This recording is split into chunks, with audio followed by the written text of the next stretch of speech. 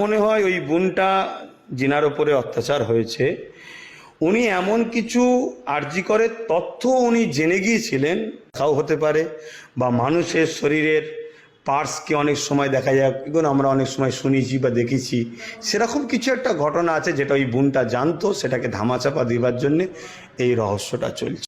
চিকিৎসার বর্জ্য পাচার, এমনকি বিদেশে বাংলাদেশে কোটি কোটি টাকার লেনদেন হতো, যার সঙ্গে এই অভিযুক্ত চিকিৎসক সন্দীপ ঘোষ জড়িত রয়েছে এবং এর আগেও তিনি কিন্তু কেন্দ্রীয় এজেন্সির রাডারে এসেছিলেন। এছাড়াও হাসপাতালের সামনে বেআইনি পার্কিং, হাসপাতালে লাগাম ছাড়া তোলাবাজি চলতে এবং যে তোলাবাজির ক্ষেত্রে কাজে লাগানো হতো এই সঞ্জয় রায়ের মতো লোকজনকে, যাদেরকে সিভিক ভলেন্টিয়ার বানিয়ে এই ধরনের বেআইনি কাজগুলো মনিটরিং করার জন্য রাখা হয়েছিল।